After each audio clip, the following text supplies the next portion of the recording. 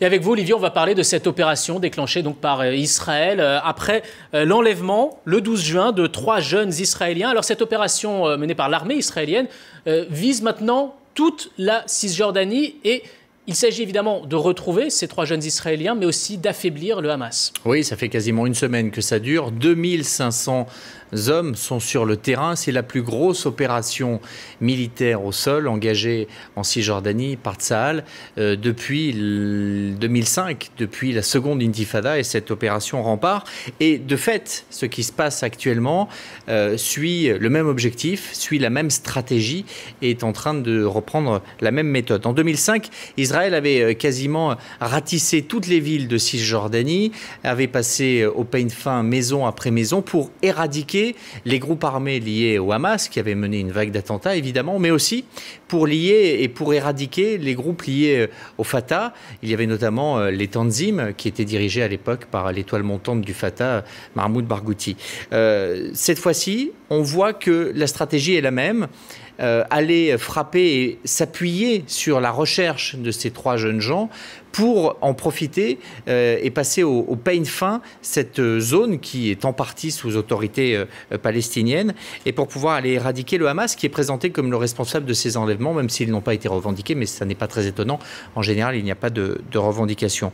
Le Hamas doit se sentir poursuivi, paralysé, menacé, explique le porte-parole de l'armée. Tout ce qui est vert, c'est-à-dire la couleur du Hamas, doit être traité. Le ministre des Finances d'extrême droite, Naftali Bennett, va même jusqu'à dire qu'il faut transformer la carte de membres du Hamas en un billet d'entrée pour aller en enfer. Alors de fait, le déploiement, on le voit sur ces images, est extrêmement important. Les arrestations aussi sont très nombreuses, 200 jusqu'à présent, et notamment 5 membres, 5 élus du Hamas, 5 députés, et puis surtout le président du Parlement palestinien qui est membre du Hamas et qui est sous les verrous.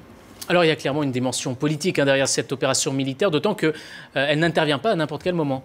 Non, il y a en effet dans cette opération militaire israélienne le risque de fragiliser un édifice qui était encore très jeune et très bancal, celui de la réconciliation palestinienne. Après des années de clivage où en gros vous aviez d'un côté la bande de Gaza qui était contrôlée par le Hamas et de l'autre côté la Cisjordanie qui était sous autorité de Mahmoud Abbas et de l'OLP, ces deux entités ne se parlaient plus, ne se coordonnaient plus et il a fallu des pressions internationales extrêmement fortes pour qu'ils arrivent à reprendre langue, à trouver un accord et à reformer un gouvernement d'union nationale. C'était le 24 avril, une date extrêmement proche. C'était un préalable indispensable pour une reprise des discussions et des pourparlers de paix. Parce qu'évidemment, Israël et Netanyahou avaient beau jeu de dire à quoi bon discuter avec Abbas ?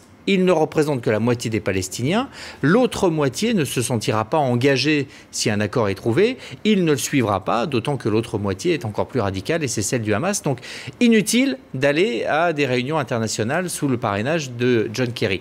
À présent qu'un nouveau gouvernement et que les Palestiniens parlaient d'une seule voix, une possibilité de reprendre un dialogue de paix et des négociations était envisageable. Donc le double défi auquel doit faire face Mahmoud Abbas en ce moment, c'est d'essayer de profiter de cette opération israélienne qui de fait affaiblit le Hamas et donc le serre, mais en gardant bonne figure et en faisant montre d'une sorte de solidarité de façade, tout en donnant des gages à Netanyahou. Hamas a dit que cet enlèvement était inacceptable, donc on est sur un chemin de crête assez étroit, mais surtout faire en sorte que les deux meilleurs ennemis, qui depuis 15 ans, 20 ans même, ne cessent de trouver des intérêts communs, Netanyahou, qui, dans sa volonté de ne pas aller vers des négociations, trouve à chaque fois un interlocuteur de fait qui est le Hamas, qui lui aussi ne veut pas aller vers des négociations. Ces deux meilleurs ennemis qui, dès qu'une situation se calme, refont surgir la guerre et les tensions, faire en sorte pour Abbas que ces deux meilleurs ennemis ne trouvent pas à nouveau un terrain d'entente